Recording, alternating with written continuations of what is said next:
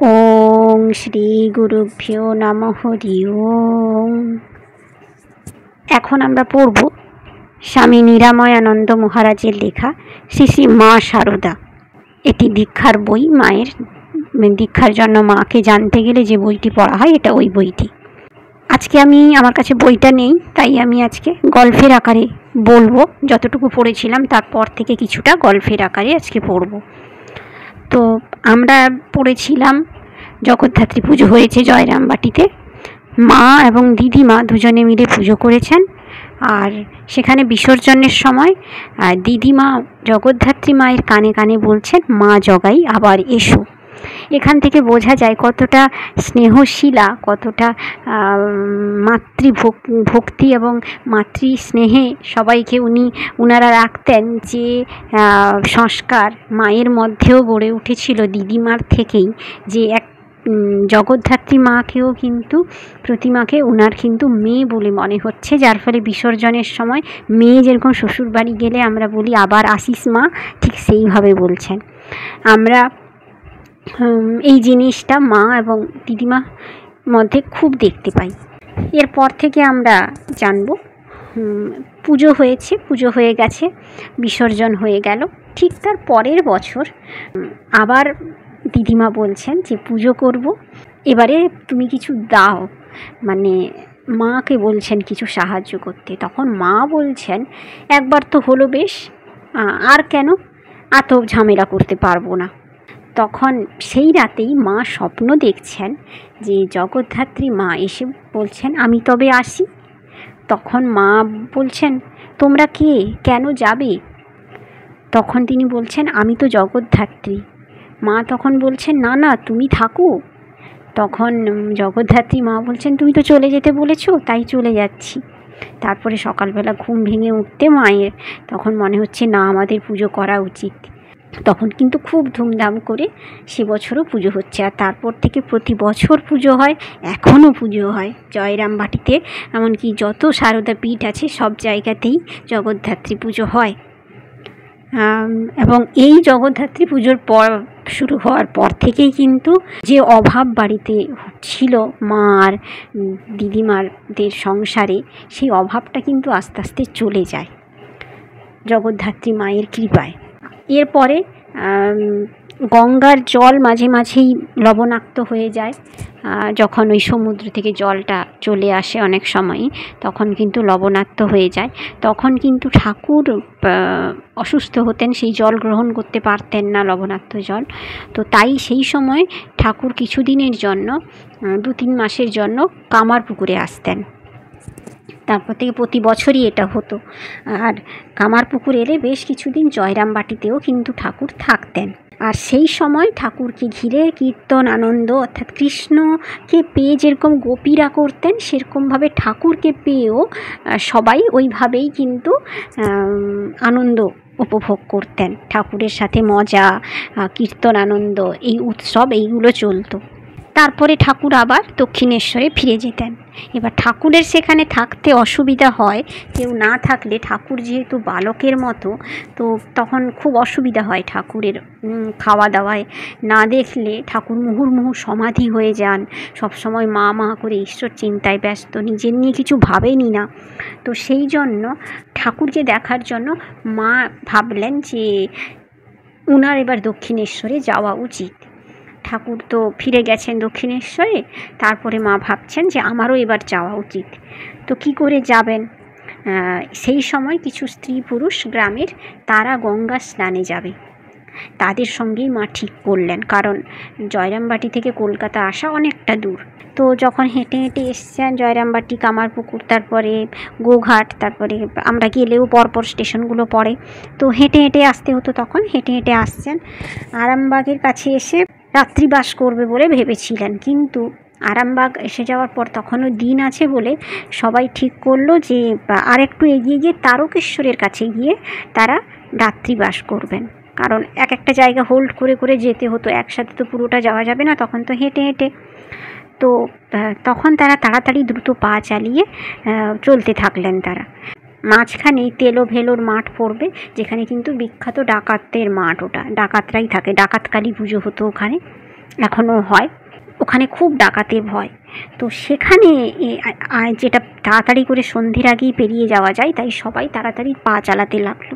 কিন্তু মা তো ভীষণই আস্তে হাঁটছেন, এবং মা কোমল হৃদয়ের, মা কোমল পা, মায়ের হাঁটতে অসুবিধা হচ্ছে, তাই মা ধীরে ধীরে হাঁটছেন। তো তার মধ্যে অনেকেই একটু বিরক্ত হচ্ছে যে আস্তে আস্তে হাঁটছে বলে এদেরকেও আস্তে আস্তে হাঁটতে হচ্ছে। তারা এবার চিন্তায় পড়ছে যে ডাকাতের হাতে না পড়ে, তাই তারা বিরক্ত হয়ে যাচ্ছে মায়ের উপর। এইটা বুঝতে পেরে মা, যেহেতু সবার প্রতি স্নেহ ভালোবাসা মায়ের ছিল, মা সবার অসুবিধা বুঝতে পারতেন, তাই মা বললেন, তোমরা এগিয়ে যাও, আমি আস্তে আস্তে গিয়ে পৌঁছে যাব, তোমরা এগো।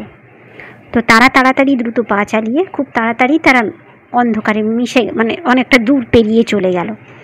কিন্তু মা আস্তে আস্তে করে পেছনেই রয়ে গেলেন। তাড়াতাড়ি হাঁটতে চাইলেও মা যেহেতু খুব তাড়াতাড়ি হাঁটতে পারতেন না, কিছু দূর যাওয়ার পরেই সন্ধে নেমে এলো। মাঠের কাছে এসে মা দেখছেন একজন অতিকায় কালো বর্ণের একটা ছায়া সামনে দাঁড়িয়ে আছে, এবং সে খুব রুদ্ধ গলায় বলছে, কোঁকড়া কোঁকড়া তার মাথায় চুল, কর্কশ গলায় সে মাকে বলছে, কে দাঁড়িয়ে আছে?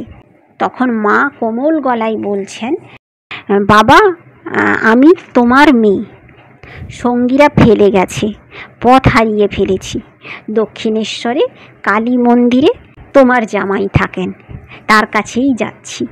মা বলছেন খুব কোমল শান্ত গলায়, দেবী মূর্তির যে রূপ মায়ের, সেইভাবে মিষ্টি করে সুন্দর করে বলছেন, আমি তোমার মেয়ে, সঙ্গীরা আমাকে ফেলে গেছে, দক্ষিণেশ্বরে কালীবাড়িতে তোমার জামাই কাছে যাচ্ছি আমি। এইখানেই আমরা দেখে বুঝতে পারি মায়ের মধ্যে কতটা আপন ভাব ছিল। পরকেও যে মা আপন করে নিয়েছিলেন, তাই বলেছিলেন সবাই আমার সন্তান, সকলেই আমার সন্তান। এইটা বলছেন, মানে ডাকাতকেও কিন্তু উনি ডাকাত বলে ভাবছেন না, অপরিচিত একজনকে তাকে বাবা বলছেন, যেহেতু ওনার থেকে বয়সে বড়, তো বাবা বলছেন, এবং নিজেকে মেয়ে বলে তার কাছে প্রমাণ দিচ্ছেন। এমন, কারণ ঠাকুর যেহেতু মেয়ে হলে ঠাকুর জামাই, তো ঠাকুরকেও জামাই হিসাবে ওনাদের সামনে তুলে ধরছেন। আর এইটা শুনে ডাকাত অলরেডি তার মনের ভেতরটা গলে জল হয়ে গেছে মায়ের জন্য, এবং কিছু দূরেই দেখছেন একটি নারী যে এগিয়ে আসছে, তার কাছে গিয়ে মা তখন বলছেন, আমি তোমার মেয়ে সারদা, খুব বিপদে পড়েছি, ভাগ্যিস তোমরা এসে গেছো।